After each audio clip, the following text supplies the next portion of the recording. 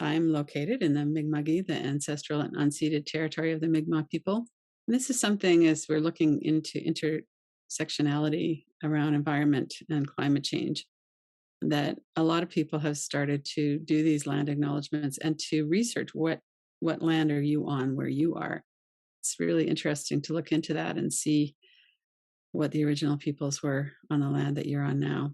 So one of the things that I was kind of interested to know is that the treaties that were signed with the British Crown in 1726 were not treaties of surrender of land and resources. They were treaties of friendship and what was meant to be an ongoing relationship between nations.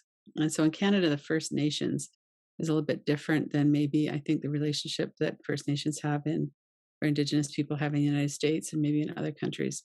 But in Canada, this is what we might say in a land acknowledgement, that this is the history of that. So I'm in Mi'kma'ki, the ancestral and unceded territory of the Mi'kmaq people, otherwise known as Nova Scotia. So we are working today with bringing open hearts to climate activism. As we're working with climate activism and just not even the activism part, but the education part, which is the foundation of it, we're better served if we can keep our hearts open. And what generally tends to happen for all of us is that we go into a feeling of overwhelm or doom, or it's too late. And we go into a grieving for our environment, for the world we live on, the beings that are here.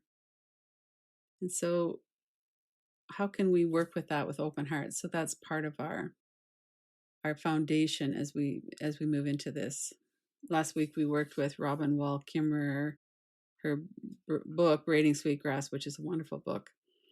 And she was asking us to imagine a different relationship in which land and people are good medicine for each other. And we went through several examples of that, and we also were inquiring into that. What would that mean if we were to really look into, I belong on this earth, and I'm not the dominant. Yeah, it's not up to me to just take what I want. I need to be in a relationship where we could be good medicine for each other. What would that be like? I really think that's something that we all long for. So with that as our foundation, I wanted to just cover a couple of slides of what happened with the IPCC, the report that was commissioned by the United Nations. As we're looking at this, to remember to stay grounded, to breathe. One of the quotes from the report was that it's a code red for humanity. And I think a lot of us are really seeing that right now. As climate change becomes more and more obvious and more in our face, there's so many fires and different people that are experiencing flooding and really high temperatures. It's really clear that the climate is warming and it's becoming more chaotic, droughts and floods and different things. But also, Dr. Otto from the UN said we are not doomed. So this is very important, that we can take in what the actual situation is and not go into a feeling of, well, it's too late.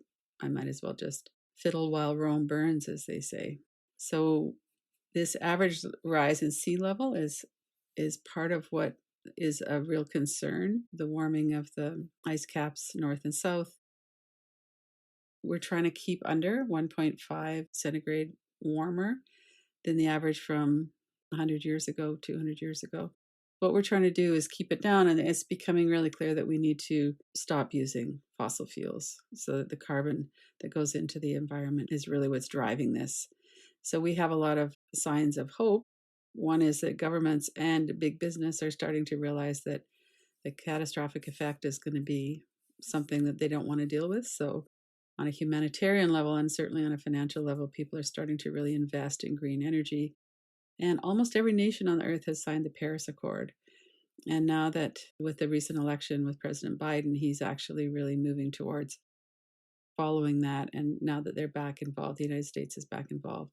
So there is a lot of engagement about this. People are really aware of it. So it's not just us, kind of the general public, who are looking at what we can do in terms of maybe an electric car or the way that we use resources, but it's a real global initiative right now.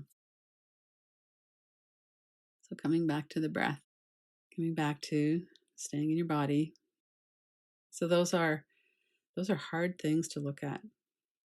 The actual consequences of human behavior over the last 150 years in particular has been that our earth is reaching a state of emergency.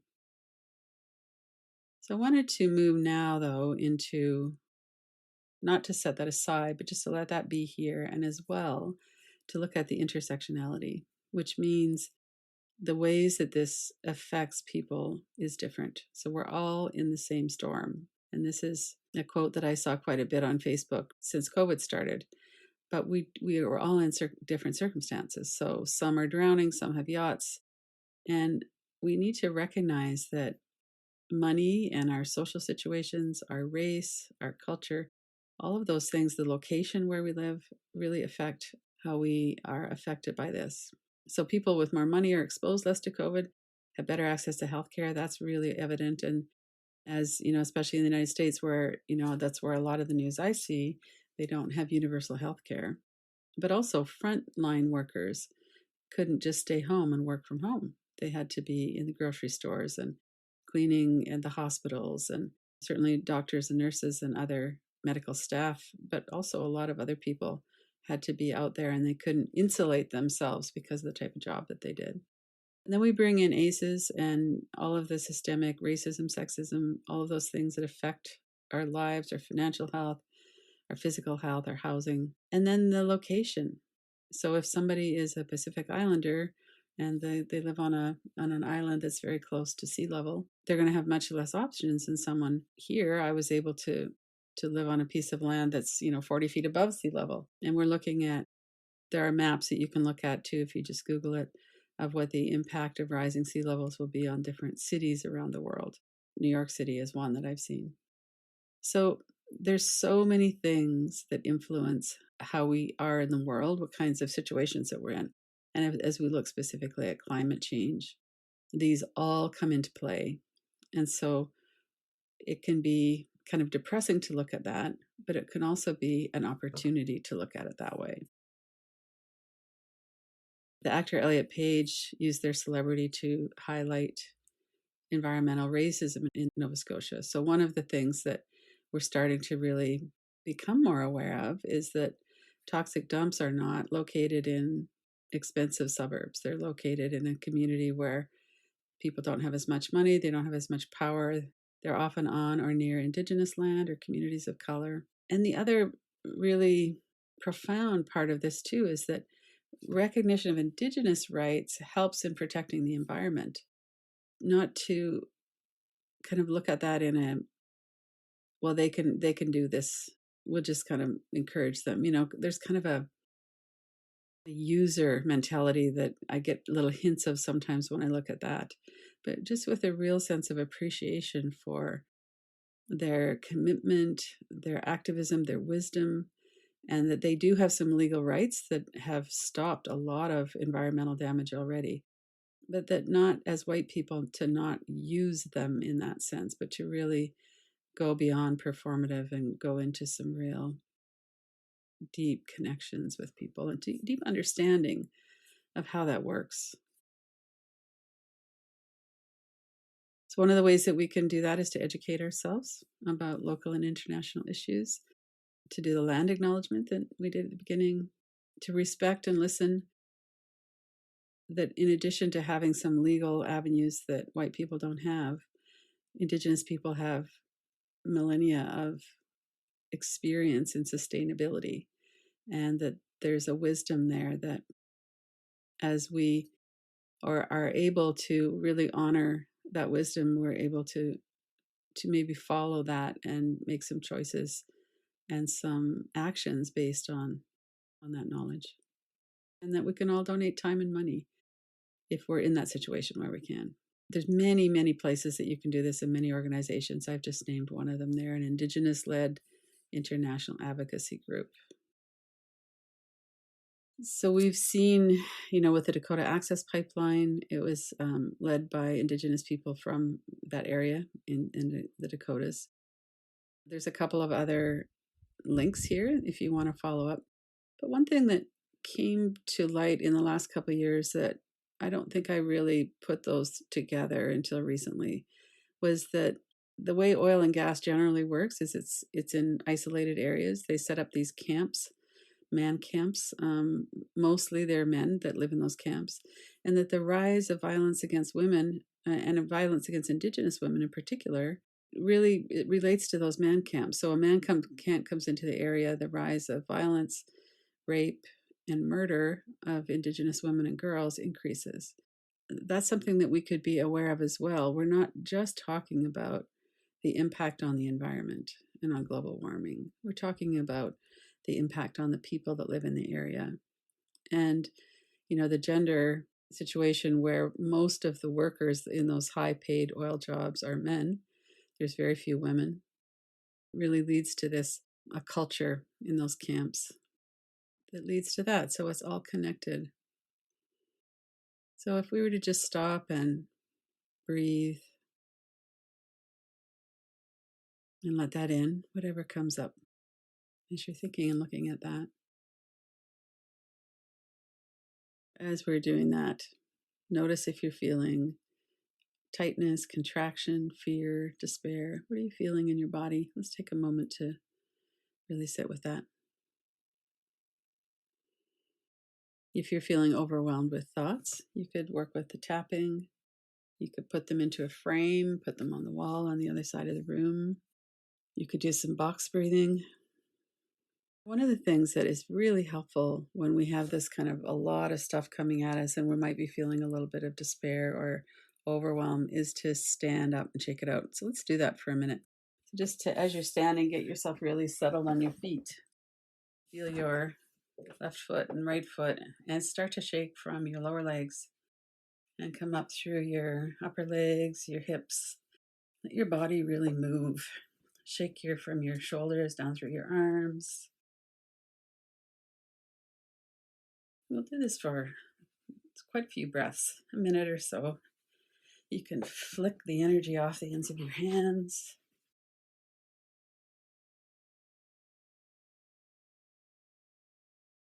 And then bring your fists up over your head and exhale. Whoosh, open your hands and throw the energy down into the ground.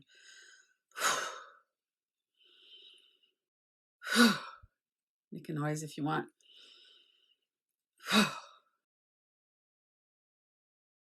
And take your time. Come back.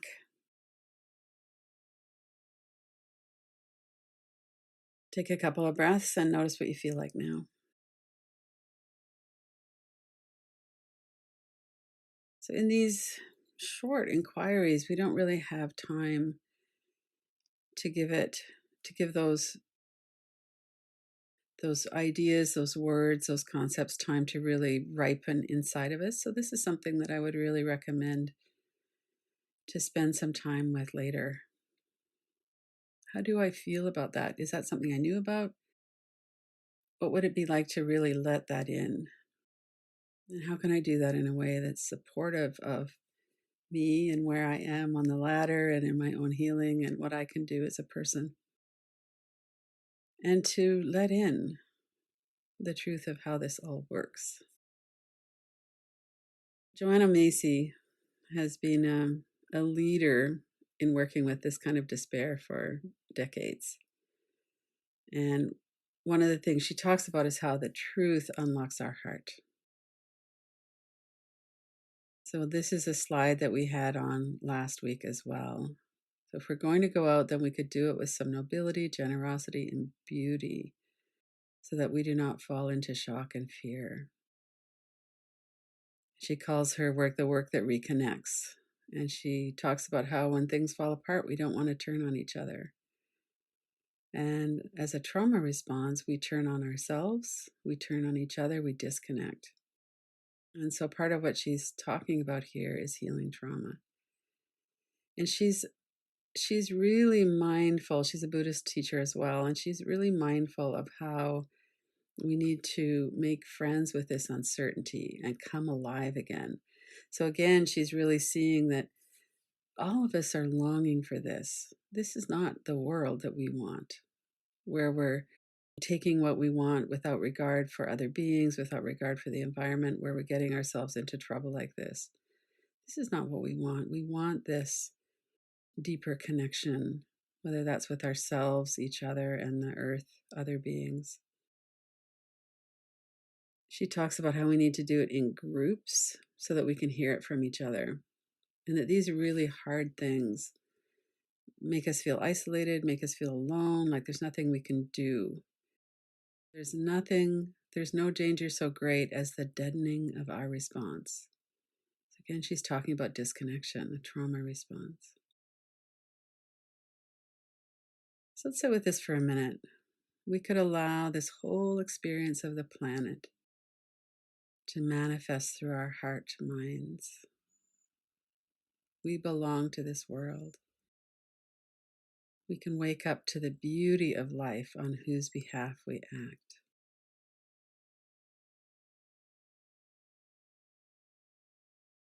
And you could have your hand on your heart if you want, or just feel those words in your bones.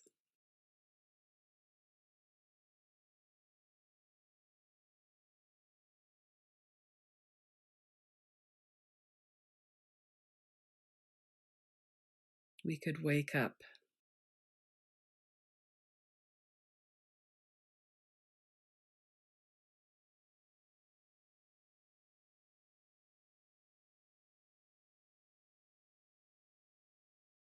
And again, notice your feet, your seat. Stay grounded in this moment. What does that feel like to open up to that? I belong to this world.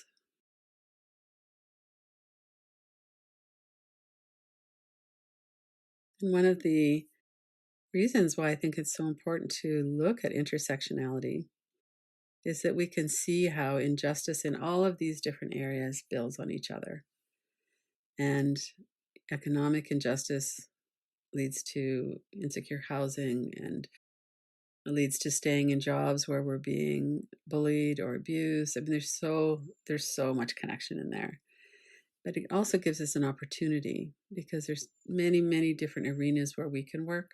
So one person might be really involved in feminist or some other kind of activism, and another person might be really involved in trauma work like I do. Another might be more involved directly in the environment, but it all connects and it all helps.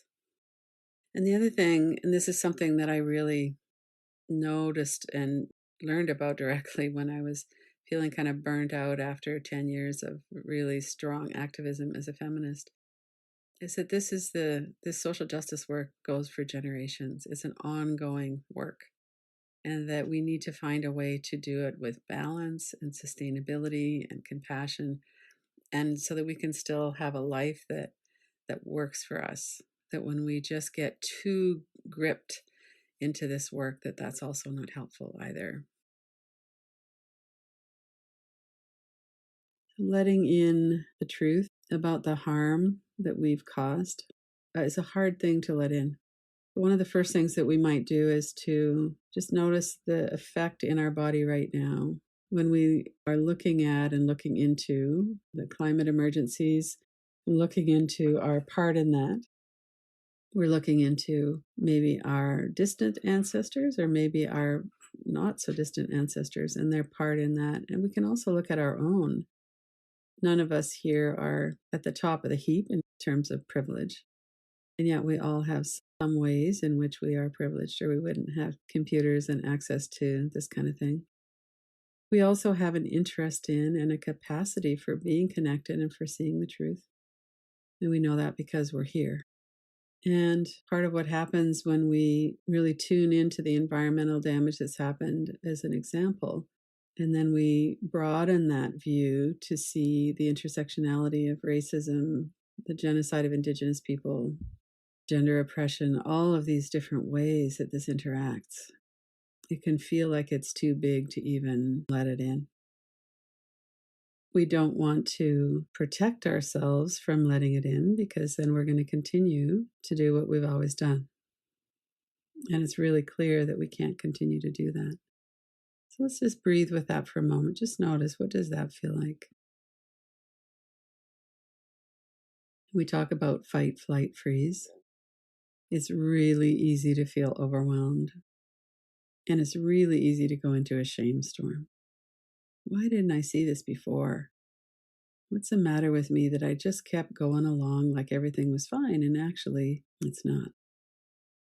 So the inner critic often gets pretty active in shaming us. So let's take this kind of one at a time. So notice what's happening in your physical body. Notice if you could relax your shoulders, unclench your teeth, take some deeper breaths. And let's do a little bit of box breathing as one way to interrupt whatever it is and come back. So deep inhale, hold your breath, 2, 3, 4. Breathe out, 2, 3, 4. Hold your breath, 2, 3, 4. Breathe in, 2, 3, 4. Hold, 2, 3, 4. Breathe out, 2, 3, 4. And then just let your breath do what it wants to do. And notice if you could move your body somehow, maybe move your shoulders around or let yourself get up and shake if you want. Just do something that will help to move your body.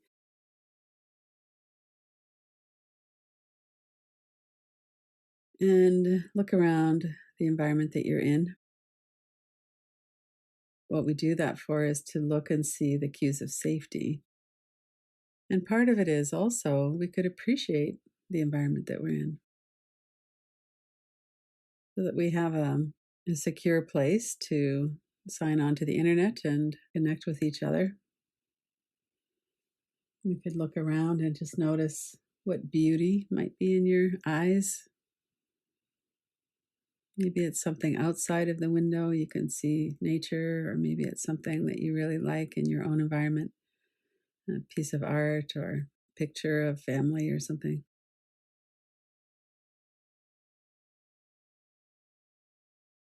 And notice the thoughts that might be coming up. And in particular, if there's any kind of overwhelming, this is too big, that kind of thought. I didn't know how bad it was. I feel so horrible that I've been so disconnected, or whatever that might be. Put some of those thoughts like they're written out into a frame on the other side of the room and look at them over there and just see there's a lot here. I feel responsible, I feel guilty, or I feel shame. And it's true, I haven't seen as clearly as I'm seeing right now. And what I'm seeing is hard to see. And put those into a frame. Don't let them take up your whole visual field. And notice what else is on the wall over there. There might be pictures or a window, or let yourself go from focusing on the words to broadening your perspective. Let the words get kind of blurry and see what else is around. And then come back to focusing. Go back and forth a few times. And take a few deep breaths. Let your shoulders soften again. Let your belly soften. And then let's look at something that's a little bit different. So if you were to say, I'm willing to feel what's here. Just notice what your response is to those words. I can let this in. And they might not feel 100% true, and that's fine. Just notice what's your response. I'm willing to feel this. I'm willing to let it in. And my nervous system is probably going to bring up some defensiveness. That's fine too. And really stay connected with your feet, your seat, your breath. Keep your eyes open if that helps. So, one of the things that's important to stay stabilized is to not go into a shame storm. It's helpful for us. It doesn't feel good to go into a shame storm. And it feels like we're being overtaken by that sometimes. Sometimes the most courageous thing that we can do is to offer ourselves some kindness and compassion. and coming back in and really letting our body be in our awareness and to allow ourselves to be kind with ourselves. When we have that overwhelm, when things are coming in and it feels like there's too much to do, I have to educate myself. I have to look at my own privilege. I have to work with my nervous system. And how can I do all that when I already feel so overwhelmed? So let's let that be here. But also, I can do my part. I want to do something. And doing my part is enough. That's actually all I can do. I can do my part, and I'm inspired and open hearted and really wanting to do this. I can do my part. And let that really settle into your body. I want to do my part. Doing my part is enough. And we might have a glimpse of an opening of where we'd start, or we might have a bit of a longer sense of that. It's not necessary to know all the details, just the connection in our heart. I'm letting this in, and I really want to do my part. Let yourself breathe, let your body relax. Doing my part is enough, and it makes a difference.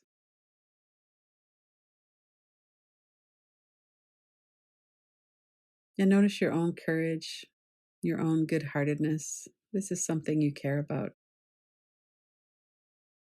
And let yourself have that respect for yourself and that compassion for yourself. Connect with yourself. Doing my part is enough.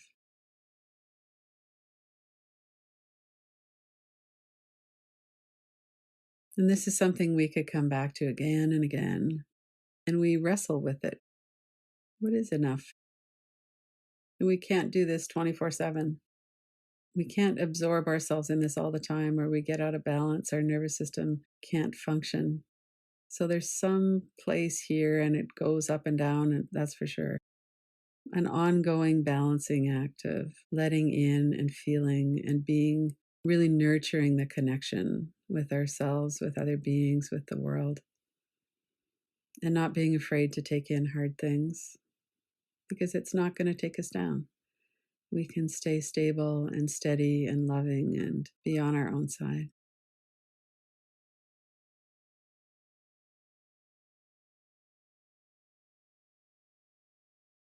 And then when you're ready, open your eyes.